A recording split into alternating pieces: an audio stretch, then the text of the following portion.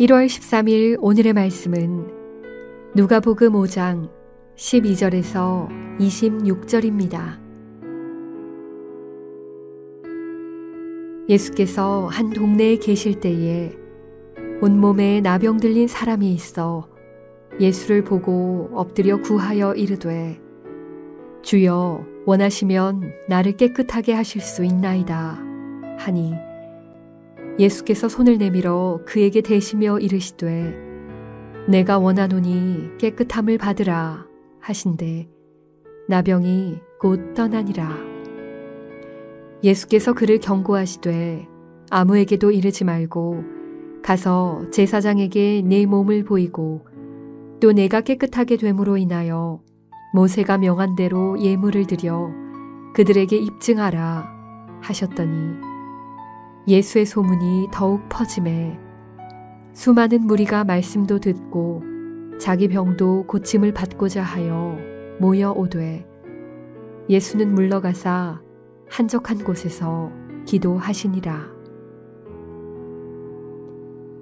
하루는 가르치실 때에 갈릴리의 각 마을과 유대와 예루살렘에서 온 바리새인과 율법 교사들이 앉았는데 병을 고치는 주의 능력이 예수와 함께 하더라.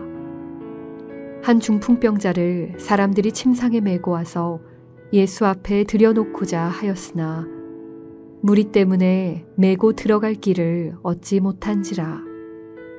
지붕에 올라가 기와를 벗기고 병자를 침상째 무리 가운데로 예수 앞에 달아내리니 예수께서 그들의 믿음을 보시고 이르시되 이 사람아 내 죄 사함을 받았느니라 하시니 서기관과 바리새인들이 생각하여 이르되 이 신성 모독하는 자가 누구냐 오직 하나님 외에 누가 능히 죄를 사하겠느냐.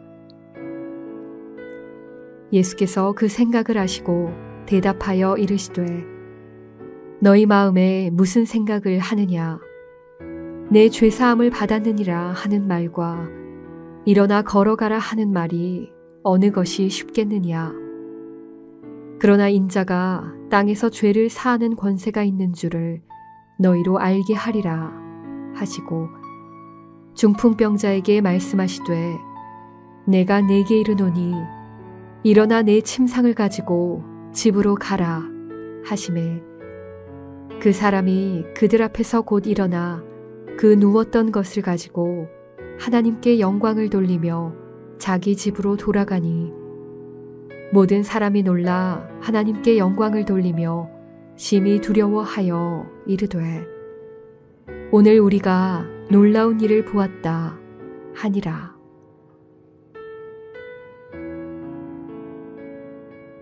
오늘 아침에 우리가 읽은 본문에 변함이 필요한 두 분이 나타납니다. 한 명은 아픈 몸을 치료가 필요했고 12절에서 16절에 나오는 온몸에 나병 들린 사람이었고 또 한 명은 죄에서 용서를 받을 필요가 있었습니다. 17절에서 26절에 나오는 중풍병자 말입니다. 그리고 두 분 다 예수님을 만난 뒤 큰 변화가 있었습니다. 나병 들린 사람은 어떤 사람이었나요? 요즘 우리가 많이 듣고 뉴스를 통해 알 수 있는 코로나 바이러스 있잖아요. 누가 코로나 바이러스 걸릴 수 있는 환경이 있었다면 어떻게 되죠? 그분은 자가 격리를 해야 합니다. 12일 아니면 15일 동안 집에서나 아니면 나라에서 준비해 준 곳에서 머물고 다른 사람들을 못 만나게 합니다. 나병 환자들은 그 당시에 병원이 아니라 제사장들에게 가서 테스트를 받고 확인을 해야 했었습니다. 성서 시대에 나병 피부병으로 고통받는 사람들은 추방자로 취급되었습니다. 그들은 질병에 걸리지 않는 사람들과 접촉하는 것이 금지되었고 누군가가 그들에게 다가오면 종을 울리고 더럽다 더럽다 하고 외쳐야 했었습니다. 죄와 마찬가지로 나병은 피부 겉으로보다 완전 깊은 병이었습니다. 간단하게 치료가 안 되는 병이었습니다. 죄처럼 나병이 퍼집니다. 퍼지면 더럽혀집니다. 그의 더러움 때문에 나병 환자는 진영 밖에서 격리되어야 했고, 잃어버린 죄인들은 언젠가 지옥에서 격리될 것입니다. 나병 환자는 죽은 것으로 여겨졌고, 나병에 감염된 의복 불과 불에 적합했었습니다. 잃어버린 죄인들이 예수 그리스도를 신뢰하고 그들의 나병을 제거하는 것을 얼마나 중요한 일입니까? 우리가 오늘 본문을 볼 때 이 나병 환자는 변화가 될 필요가 있을 뿐만 아니라 변화되기를 원했습니다. 그분은 가만히 기다리지 않았습니다. 예수님을 찾아갔었죠. 가까이 갈 수는 없었지만 그럼에도 불구하고 간절히 원해서 예수님을 찾아갔습니다. 우리도 마찬가지입니다. 우리 몸에 병이 많습니다. 죄가 많습니다. 예수님은 영접을 했어도 우리의 삶에 어디서 살고 있나요? 우리는 우리 삶을 어디서 살고 있나요? 우리는 타락한 몸에서 살고 있습니다. 그래서 우리는 매일매일 간구해야 합니다. 주님, 저희들을 깨끗하게 해주세요. 나의 죄를 용서해 주세요. 매일매일 간구해야 합니다. 그 남자는 주님 앞에서 자신을 낮추고 자비를 구했습니다. 하나님의 은혜와 능력으로 이 사람은 변했습니다.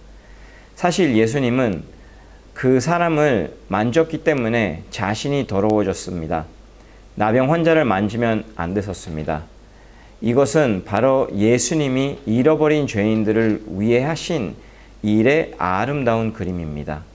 그는 우리를 위해 죄가 되어 우리가 깨끗해지도록 하셨습니다. 더러운 우리가 가까이 하면 안 되고 사람들이 가까이 하지 않고 그런 우리 주님께서 우리를 가까워하면서 우리를 만져주시고 우리를 사랑하시고 우리를 치료하기 원합니다. 치료했습니다. 그리고 하고 있습니다. 오늘 아침에 우리를 치료하기 원하는 주님을 앞에 나아가는 우리 베델교회 성도 되길 간절히 소원합니다. 두 번째로 우리가 묵상했으면 하는 것은 이 두 분의 리액션입니다. 오늘 본문의 22절 말씀입니다. 그 사람이 그들 앞에서 곧 일어나 그 누웠던 것을 가지고 하나님께 영광을 돌리며 자기 집으로 돌아가니. 그리고 누가복음에서는 안 나오지만 마가복음을 볼 때 이 나병 환자는 마가복음 1장 45절 이렇게 기록되어 있습니다. 그러나 그 사람이 나가서 이 일을 많이 전파하여 널리 퍼지게 하니. 이분들은 얼마나 많이 힘들었겠어요. 사람들을 못 만나지, 하루 종일 누워있지, 원한 대로 움직일 수 없지.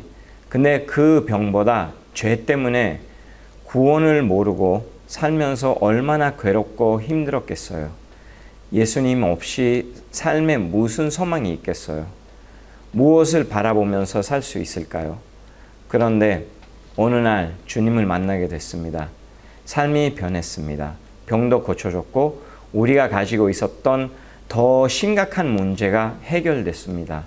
구원을 받게 됐습니다. 얼마나 기쁘고 얼마나 행복했을까요? 이 분들의 변화의 결과는 하나님을 찬양하는 것이었습니다.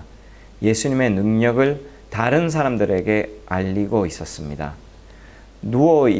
누워있던 사람이 갑자기 걸을 수 있으니까 모든 사람들이 알았으면 하면서 막 나눴습니다. 우리가 우리 죄 때문에 지옥으로 가야 했는데 죄의 대가가 사망이며 우리는 누워있는 게 아니라 우리는 죽었었는데 하나님의 은혜로 믿음으로 우리는 구원을 받았습니다. 우리가 무엇을 했기 때문에 아니라 100% 하나님의 은혜입니다. 그럼 우리가 얼마나 더 많이 기뻐하고 모든 사람들한테 전달해야 할까요? 얼마나 많이 기뻐하고 행복하고 살고 있나요? 얼마나 많이 그 좋은 소식을 나누고 있나요? 10명 나병 환자 중에 1명만 돌아와서 감사와 찬양을 드렸습니다. 그럼 나는 매일매일 살면서 9명처럼 살고 있나요? 아니면 그 1명처럼 살고 있나요? 우리도 매일매일 감사하면서 찬양을 하면서 그리고 복음을 전파하는 우리 베델교회 성도 되길 주님의 이름으로 축원합니다. 기도하겠습니다. 하나님 아버지, 오늘 아침에 하나님의 말씀을 묵상하면서 우리도 우리 삶 가운데 변화가 필요하는 것을 깨달았습니다. 주님, 우리 매일매일 주님을 감사하면서 회개하면서 주님을 만나고 그렇게 살아야 하는 것을 우리가 다시 한번 깨닫게 됐습니다. 하나님, 저희들 도와주시옵소서. 우리가 이 기쁜 소식을 우리만 가지고 있는 게 아니라 많은 분들과 우리 주변에 있는 분들과 함께 나누면서 기쁨으로 하나님의 사랑을 외치는 저희들이 될 수 있도록 도와주시옵소서. 예수님의 이름으로 기도드립니다. 아멘.